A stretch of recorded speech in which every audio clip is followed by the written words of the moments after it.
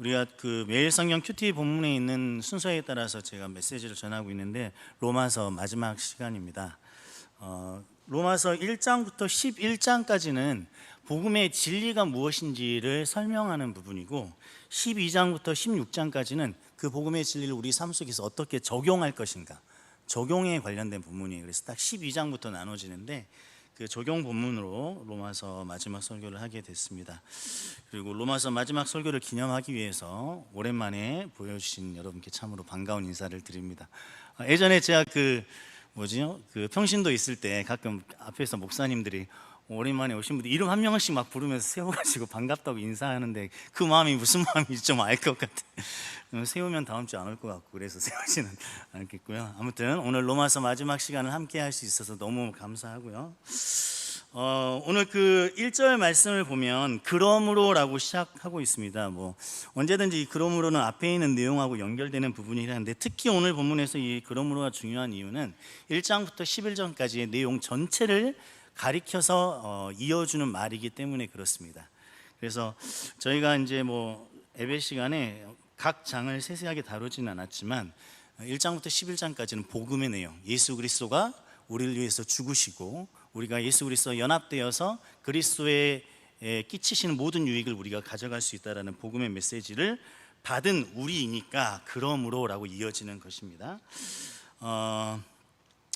그래서 이 첫 그 구절을 보면 그러므로 하고 동사 부분이 고나노니 이렇게 되어 있습니다. 이 고나노니라는 표현은 좀 이제 원어로 보면 단순히 권한다는 뜻을 이제 넘어서서 강력하게 간청한다 이런 뜻이 들어가 있습니다. 그래서 이 편지를 읽는 대상인 로마에 있는 그리스도인들에게 굉장히 강력한 어조로 지금 이 편지를 쓰고 있다는 것을 알 수 있습니다.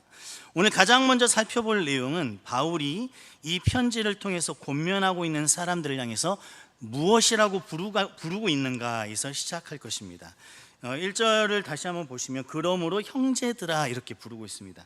우리가 바울 서신을 보면 형제들이라는 말을 종종 볼 수 있는데 이 편지에서도 역시 바울이 그냥 형제라서 부르는 게 아니라 의도적인 목적을 가지고 이 형제라는 말을 쓰고 있어요. 그 이유가 뭐냐면 이 로마는 이게 국제적인 도시였잖아요. 그래서 실제로 그 로마에 정착하고 있는 유대인들도 많이 있었고 로마에 원래 살고 있는 로마 사람들, 그러니까 이방인들이죠.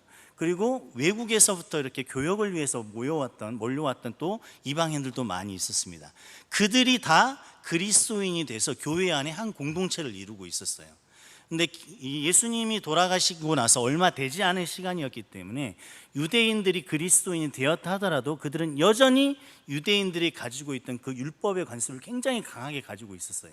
그 율법을 지켜야만 하늘나라, 즉 하나님 나라에 들어갈 수 있다는 생각을 가지고 있었고 또 유대인들은 어떤 생각을 가지고 있었죠? 이방인들은 개, 돼지 취급했잖아요. 그렇죠? 우리들이 일본 사람을 싫어하는 것보다 더, 요즘은 좀 그렇지 않지만 더 많이 싫어하고, 그러니까 전에도 한번 말씀드렸는데 어떤 문헌에 보면 이스라엘 사람들, 유대인들은 자기들이 그 9개의 등급을 가지고 있는 사람들로 분류를 해놓은 문헌이 있어요. 이스라엘 사람들은 거룩하신 하나님을 믿는 민족이었기 때문에 거룩함을 굉장히 중요시 여겼습니다. 그래서 거룩함에 따라서 9등급을 나눴는데 그 중에서 이방인은 9등급 밖에 있는 사람, 즉 우리가 창기라고 부르는 그 더러움보다 더 더러운 이런 그 사람들로 여겨질 정도로 굉장히 터부시했고 접촉도 하지 않으려고 했습니다. 그들과 함께 밥을 먹는 것은 상상도 할 수 없는 그런 존재가 이방인들이었어요. 근데 그 이방인들이 지금 이렇게 한 자리에 모여서 예배를 드리게 되었던 것이죠. 그렇기 때문에 굉장히 분란이 많았고 유대인들은 여전히 자기들의 율법을 고집하면서 이것들은 예수님을 믿어도 꼭 지켜야 된다라고 말할 정도로 고집스러움을 많이 보였던 시기였습니다. 그래서 유대인들 입장에서 보면 이방인들에게는 참 눈에 거슬리는 모습들이 많았을 거예요. 왜 쟤네들은 저런 걸 먹지? 유대인들은 또 먹지 않은 음식도 많았잖아요. 그렇죠? 그리고 안식일이 되면 그들은 여전히 일정 거리 이상은 움직이지 않고 지키는 율법들이 굉장히 많았는데 이방인들은 그런 거 신경 쓰나요? 예수님이 날 구원해 주셨다는 기쁨으로 그냥 마음대로 돌아다니는 그런 사람들이었으니까요. 그래서 이러한 문제들 때문에 실제로 예루살렘에 있는 교회에서는 교회 지도자들이 모여서 회의를 열어서 도대체 이 문제를 어떻게 할 것인가까지 의논을 하기도 했습니다. 이 형제들이라고 부르는 이유는 바로 그들에게 우리가 그리스도 안에서 한 형제임을 잊지 말라는 것을 당부하기 위한 메시지였다고 볼 수 있습니다. 우리의 모습은 어떤지 한번 살펴볼 필요가 있을 것 같아요. 우리는 그리스도를 머리로 하고 있는 한 몸된 지체들입니다. 저희가 이 말씀을 전할 때마다 좀 한계를 좀 많이 느끼는 것 같아요. 왜냐하면 저도 여러분처럼 이렇게 예배를 드리는 장의자에 앉아서 목사님의 말씀을 들을 때 한 몸된 지체입니다, 그리스도를 머리로 한 몸된 교회입니다, 이런 말을 들을 때 아무 의미 없이 들렸거든요. 그래서 어쩌라는 얘기인가? 알아.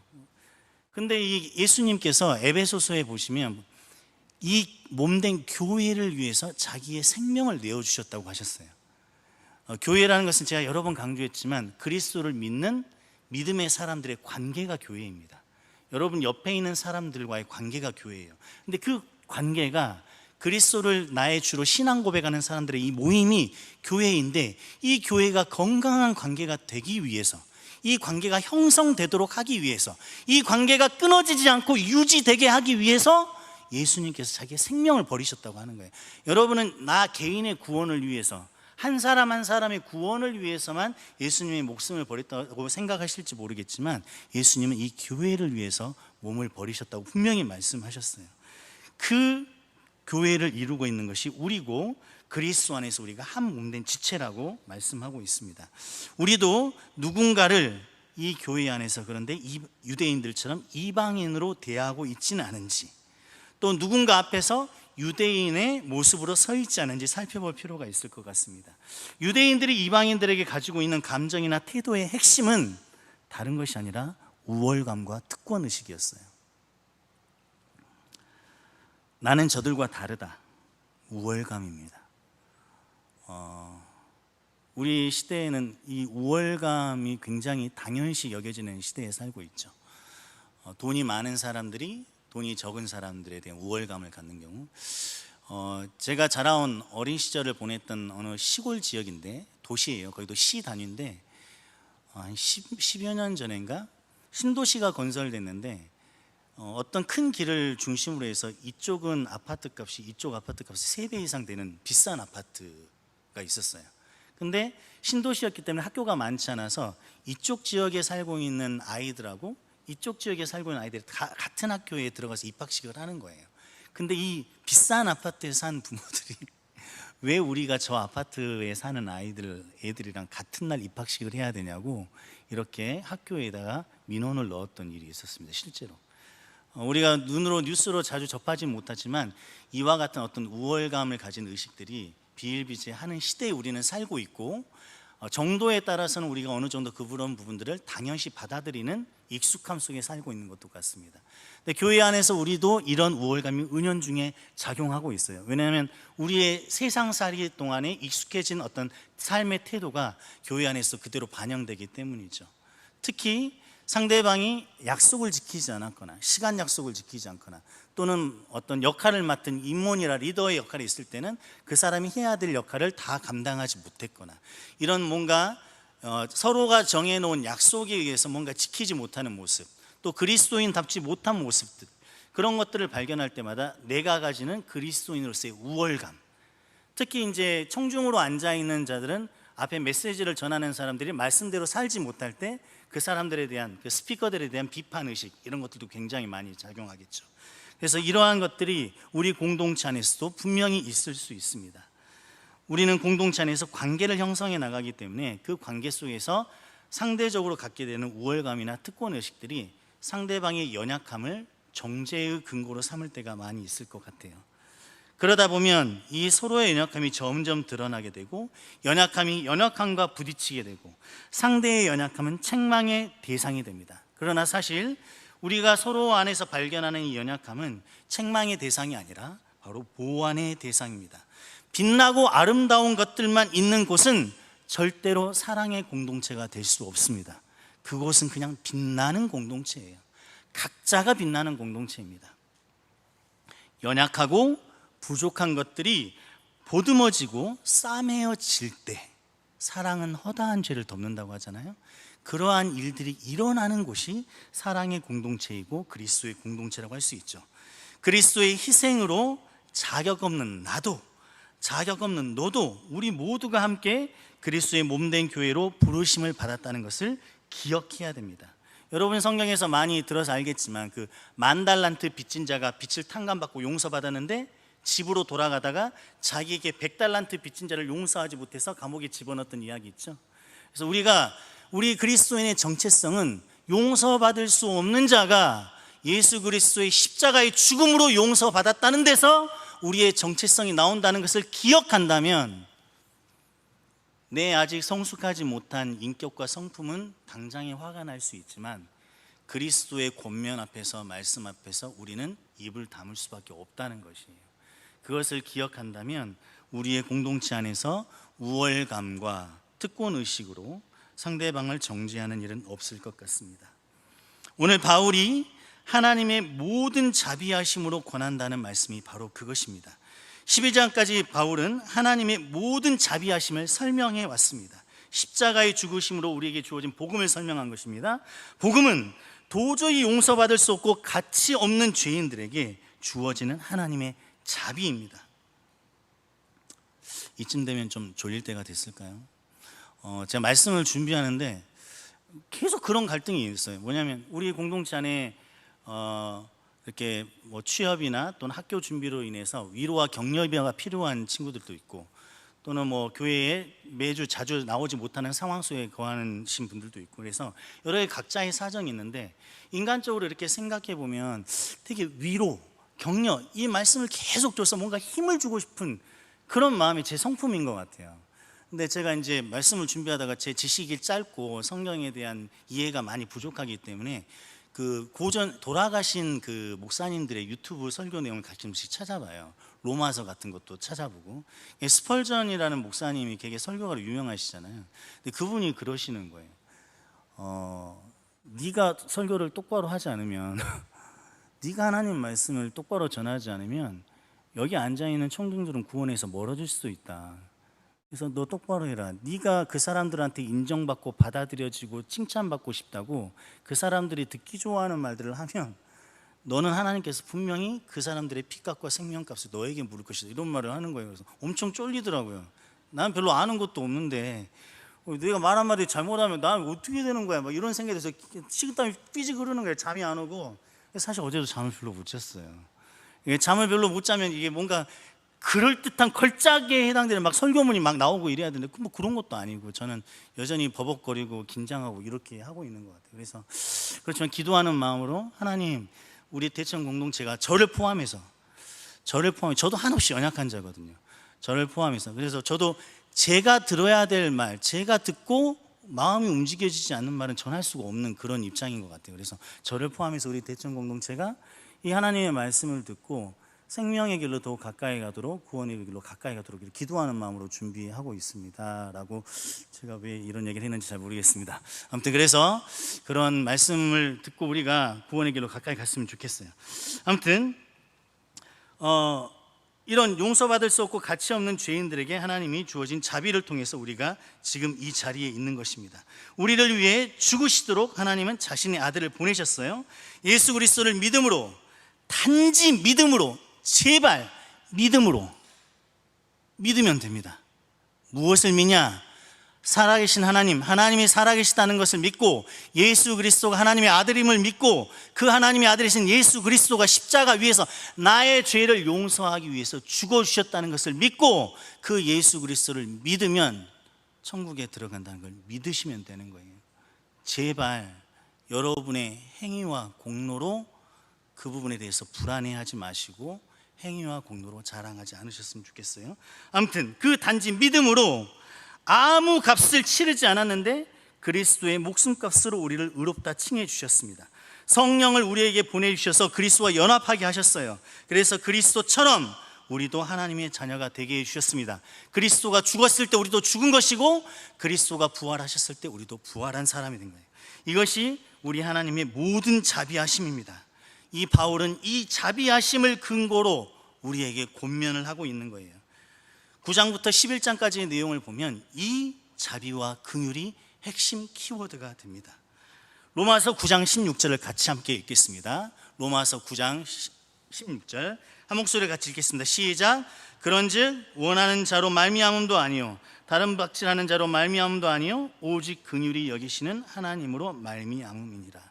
여러분의 입술에서 예수 그리스도가 나의 하나님이고 나의 주인이라는 고백이 나온다는 것은 하나님의 은혜가 여러분에게 임했다는 증거예요. 저도 이제 어느 정도 나이가 조금 올라가면서 그 병상에서 돌아가시는 임종에 관한 소식을 많이 접하게 됩니다. 그런데 여러분, 죽음을 눈앞에 두고 불안에 두려움에 떨면서도 절대로 예수 그리스도를 고백하지 못하는 사람이 있어요. 반면에 살아있는 동안에는 그 많은 죄를 저지르고 가정을 힘들게 하고 정말 악질 중에 악질도 이런 악질도 없다고 생각했던 사람이 죽음을 앞두고 영접 기도를 이렇게 할 때 하나님, 제가 죄인입니다.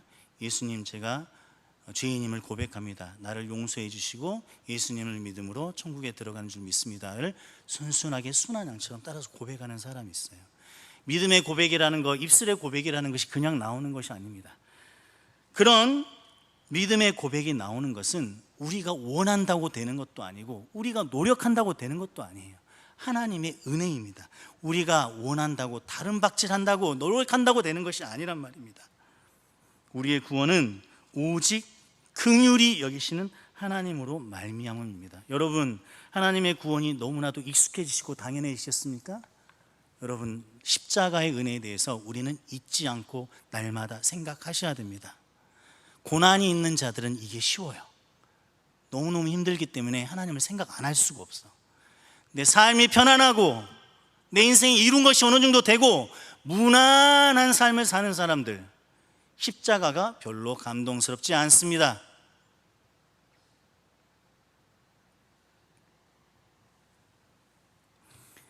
하나님께서 구약시대 이스라엘 백성에게 수없이 강조했던 말, 어찌하여 너희가 나를 잊어버렸느냐.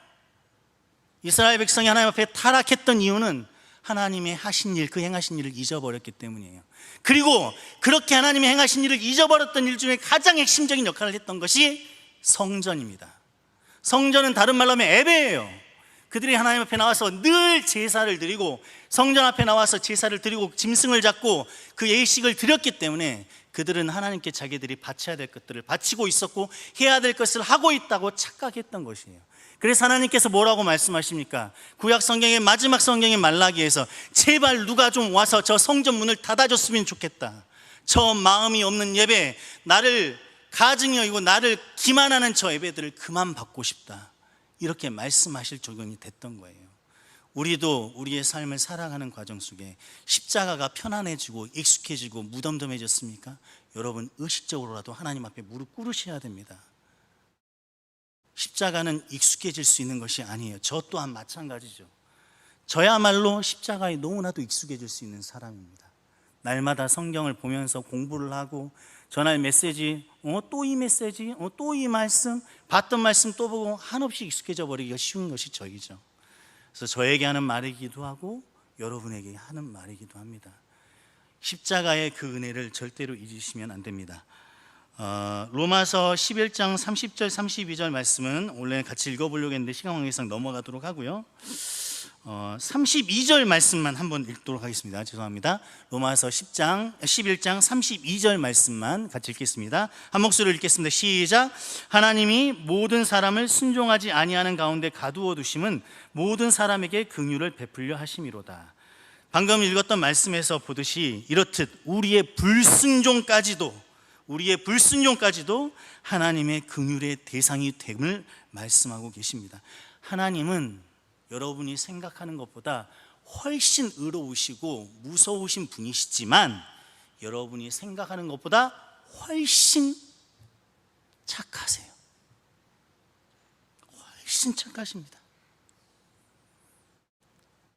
이스라엘 백성을 택한 백성으로 삼고 이방인들은 버린 백성, 그래서 멸망당할 타락한 백성으로 이렇게 하셨지만 구약 성경에 보면 이스라엘 백성의 유월절의 그 절기를 지킬 때 그 안에 있는 거류인들, 즉 거류인들은 잠시 머물던 사람들이에요. 그 사람들은 이방인들인 경우가 되게 많습니다. 어떻게 보면 이스라엘 백성 입장에서는 더러운 존재들이에요.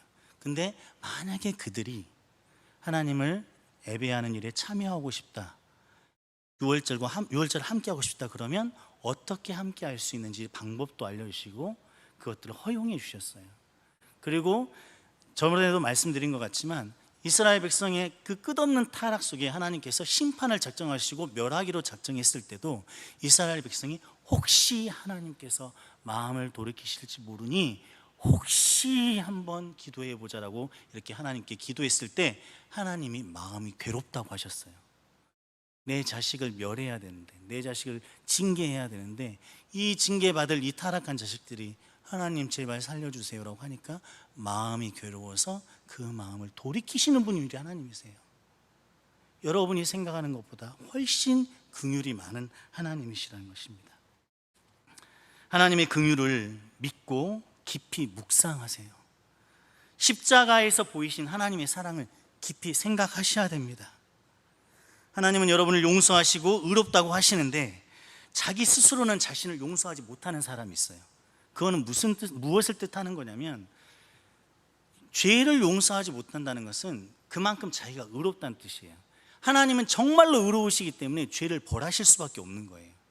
근데 그 의로우신 하나님보다 죄를 용납하지 못하는 사람은 없습니다. 하나님만큼 죄를 싫어하는 사람이 없어요.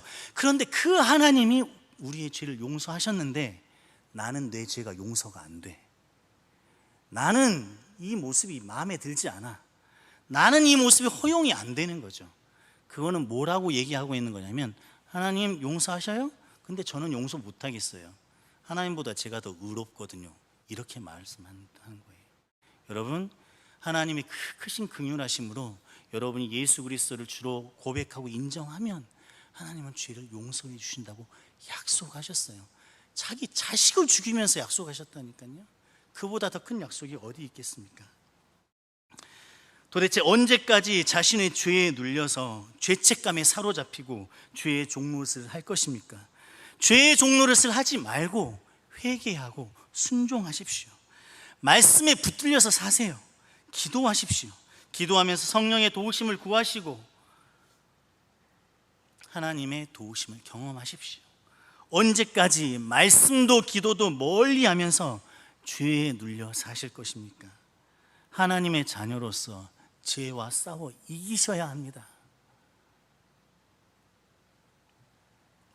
바울은 하나님의 모든 자비하심을 깊이 생각하는 것이야말로 거룩한 삶을 살게 하는 가장 좋은 방법이라고 말하고 있습니다. 하나님의 은혜는 여러분에게 죄를 권장하거나 눈 감아주는 것이 아닙니다. 의로운 행동을 하는 데서의 원동력이고 토대인 것이죠. 신약 성경을 기록할 때 쓰인 단어가 말이 그리스어잖아요. 그리스어 중에 이 은혜라는 단어가 카리스라는 단어가 있는데, 이 카리스의 두 번째 뜻이 감사입니다. 그래서 하나님이 우리의 죄를 무한정 용서해 주시고 죽기까지 사랑하셔서 우리의 모든 죄를 용서하시는 그 은혜는 방만하게 죄를 지어도 된다는 것을 의미하는 것이 아니라 그 은혜에 감사하여 하나님께 인격적인 반응을 하라는 것을 의미하는 것이에요. 에덴에서 하나님이 우리에게 주신 자유도 사실은 불순종할 수 있는 자유를 주신 것이 아니라 하나님께 순종할 수 있는 자유를 주신 것이죠. 바울은 이와 같은 은혜와 자비를 받은 자로서 우리에게 우리의 몸을 하나님이 기뻐하시는 거룩한 산 제물로 드리라고 말합니다. 자비하심에 대한 감사의 보답으로 우리 몸을 산 제물로 드리는 영적 제사장으로 우리를 묘사하고 있는 것입니다. 제사로 드릴 제물은 흠이나 결점이 없어야 합니다. 우리말 번역에는 이 제물로 드리는 것이 우리의 드릴 영적 예배라고 했는데, 이 영적이라는 단어의 원문은 로기코스라는 단어인데, 이걸 진짜 원래 뜻대로 이제 번역을 하자면 이것은 logical이라는 뜻이에요. 그래서 논리적이고 합리적이고 합당한 예배라는 뜻인 것입니다. 즉 하나님의 자비하심을, 그 긍휼하심을 니네가 받았으면 너네 몸을 거룩한 산 제물로 드리는 것이 너무나 당연한 것이다. 그러면 우리가 가지고 있는 문제는 뭘까요? 우리가 가진 문제는 하나님의 자비하심을 모른다는 것이 문제예요.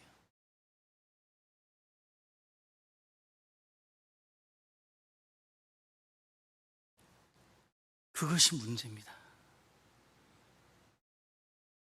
근데 이것이 우리의 힘으로 될 수가 없어요. 죄인이 죄를 깨닫기가 어렵습니다.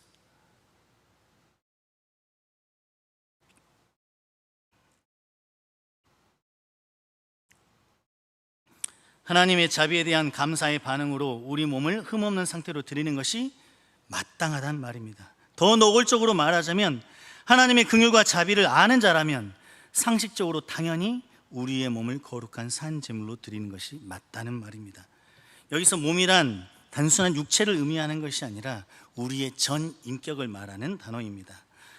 우리의 전 인격을 드리는 예배, 즉 삶의 전 영역에서 드리는 예배라고 할 수 있습니다. 바울은 실제로 그리고 삶의 전 영역뿐만 아니라 우리 육체를 가지고도 제물로 드리라고 하고 있습니다. 그런데 잘 생각해 보면 어떻게 우리의 육체, 이 몸을 제물로 드릴 수 있겠습니까?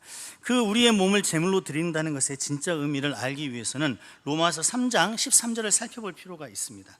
로마서 3장 13절을 잠깐 살펴보겠습니다. 제가 읽어드리겠습니다.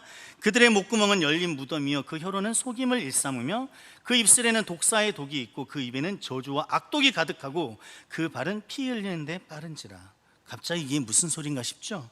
지금 목구멍, 혀, 입술, 입, 발 등 우리의 신체의 이 일부분들이 우리의 타락성을 그대로 드러내주고 있는 모습을 보여주고 있습니다. 그런데 이것을 반대로 생각하면 우리의 몸을 어떻게 하나님께 산 제물로 드릴 것인가를 생각해 볼 수 있는 것입니다. 실제로 로마서 6장 말씀에 보면 우리의 몸을 불의의 병기로 삼지 말고 의의 병기로 하나님께 드려야 된다고 말하고 있습니다. 로마서 6장에서는 의의 병기라고 표현했고 12장에서는 거룩한 산 제물로 표현했어요. 우리의 몸을 하나님이 받으시는 제물로 드리라고 말하고 있습니다. 어떻게 드리나? 우리의 발은 하나님의 길에 행하고 우리의 입술은 진리를 말하고 복음을 전파하며 우리의 혀는 치유를 가져오고 우리의 손은 넘어진 자를 일으키고 우리의 팔은 외롭고 사랑받지 못한 자를 감싸 안으며 우리의 귀는 가난한 자의 부르짖음을 듣고 우리의 눈은 겸손하고 끈기 있게 하나님을 바라보는 것, 그것이 우리가 몸으로 드릴 예배라고 볼 수 있습니다. 눈과 입으로 성경을 읽으십시오. 기도하십시오. 우리는 예배 시간에 대단한 말씀을 들을 필요가 없는 것 같아요. 성경을 너무 안 읽어요. 기도를 너무 하지 않습니다. 말씀 앞에 서야 내가 죄인임을 깨달을 수 있는 거예요. 내가 죄인임이 깨달아져야 하나님의 자비가 얼마나 큰지 알 수 있습니다. 하나님의 자비가 얼마나 큰지 알아야 내 삶을 하나님께 드리고 싶은 마음이 생기는 거예요. 죄를 깨닫지 못하는데 하나님의 자비가 어떻게 깨달아지며 하나님의 자비가 깨달아지지 않는데 내 삶을 주님께 드리고자 하는 마음이 어떻게 생길 수 있겠습니까? 모든 것이 말씀에서 비롯되는 것입니다. 성경을 읽으십시오. 매일 모이기를 힘쓰던 믿음의 선배들의 모습을 기억하십시오. 모여서 예배 드리기 위해 목숨을 던졌던 수많은 믿음의 선배들이 살았던 지가 500년이 되지 않습니다. 불과 200~300년 전의 이야기들입니다. 그리고 지금도 중국 지하교회에서는 예배를 드리기 위해 먼 길을 마다하지 않고 모여서 목숨을 걸고 예배를 드린다는 소식이 선교사님들을 통해서 전해집니다. 물론 신앙의 삶도 일상의 삶도 예배이기 때문에 균형 잡힌 삶이 필요합니다. 하지만 한번 생각해 보았으면 좋겠습니다. 하루의 피곤함을 이기며 예배의 자리로 모이던 믿음의 그 선배들은 도대체 무엇에 이끌려서 매일같이 그렇게 모였을까요? 무엇이 그들로 하여금 모이기에 힘쓰게 만들었을까요? 핍박과 시련 속에서 모이기에 힘쓰던 그리스도인들이 신앙의 자유를 얻은 현대에는 자신의 삶을 예배로부터 지켜내기 위해 노력하는 것처럼 보여요.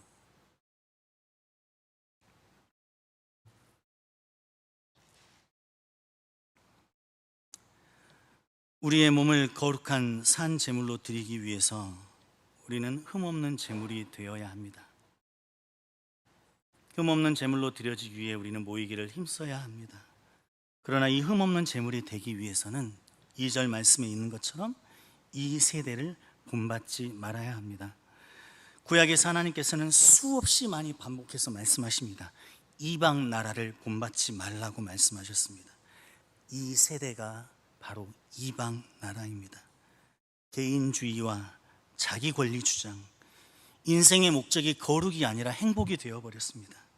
미워할 권리, 어떤 사람을 빨리 손절해야 되는지 아는 법, 상처받지 않는 법, 자신을 지키는 법 등이 세상의 지혜가 되어버렸습니다. 더 좋은 직장, 더 편안한 삶을 위해 인생을 갈아 넣습니다. 편안한 삶이 악한 삶이라고 말하는 것이 아니에요. 우리의 인생의 방향이 세상의 안락함을 향해 질주하고 있는 것이 요즘 시대의 현실입니다. 많은 교회에서 설교 말씀을 들어봐도 성공의 간증들은 인생의 안락함을 어떻게 취했는지의 간증들만 넘쳐납니다. 우리는 그것을 얻지 못할까 두렵습니다. 아무리 교회를 오래 다니고 예배를 드려도 세상의 안락함을 쥐지 못하면 그것이 기도 제목이 되고, 그것이 눈물이 되고, 그것이 한숨이 되어버립니다. 공동체가 무너져가고 지체가 아파하는 것을 돌볼 여유가 없어요. 내 신앙생활은 내세의 천국을 보장받기 위해 어쩔 수 없이 매주 보험금을 납입하듯이 예배 드리는 것으로 충분하다고 생각하는 사람들이 너무 많아요. 우리 교회 청년부가 많지 않다고 얘기하지만 청년부가 없어진 교회들이 너무 많습니다, 여러분. 제가 학교에서 많은 전도사님들이랑 같이 공부를 하잖아요. 청년부가 없어요.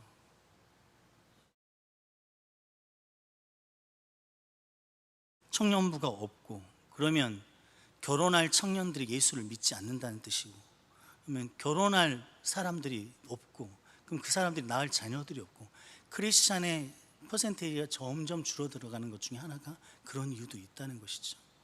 여러분이 토요일 날이 됐든 주일이 됐든 내가 속한 청년 공동체에 나와서 자리 하나를 채우고 있는 것이 하나님의 교회 공동체를 지키는 법이에요. 그것이 그렇게 의미가 있는 거예요. 단순히 사람들을 많이 모아서 즐겁지 않은 것이 아니라 누군가는 하나님 앞에 나와서 예배를 드려야 됩니다. 누군가는 하나님 앞에 모여서 신앙의 고백을 해야 돼요. 하나님이 누구신지 기억해야 되고 그 기억을 전파하고 알려야 됩니다. 예배 공동체가 사라지면 다 사라지는 거예요. 여러분이 이 교회에 와서 설교 말씀 흘려 듣고 가더라도 흘려 듣고 가는 그 자리를 지켰다는 것만으로도 하나님의 공동체가 지켜질 수 있을 만큼 여러분은 위대한 일을 하고 계신 거예요. 마음을 새롭게 하십시오. 하나님의 선하시고 기뻐하시고 온전한 뜻이 무엇인지 분별하십시오. 그러나 이 모든 것이 말씀을 통해서만 가능합니다. 말씀을 듣고 읽어야 합니다. 우리 안에 무슨 선한 것이 있어서 하나님의 선하신 뜻을 찾아다니겠습니까? 우리는 그렇게 선한 존재가 아니에요. 우리에게 무슨 지혜가 있어서 하나님의 뜻을 분별하겠습니까? 우리 그렇게 지혜롭지 않습니다. 오직 말씀을 읽음으로써만 가능합니다. 오직 기도의 능력으로만 가능합니다. 이 세상을 본받지 않고 살아갈 만한 능력이 어디에서 나오겠습니까? 자기 권리를 주장하지 못하면 바보 취급을 받는 이 세상, 그 세상에서 손해를 볼 수 있는 능력이 어디서 나오겠어요? 행복을 자랑하는 수많은 영상과 사진들을 보면서 내가 처한 이 상황을 주님으로 자족하는 그 능력이 어디에서 나오겠냐고요. 그리스도인으로서의 정체성을 지키는 능력은 주일날 교회를 왔다 갔다 하는 데서 나오지 않습니다.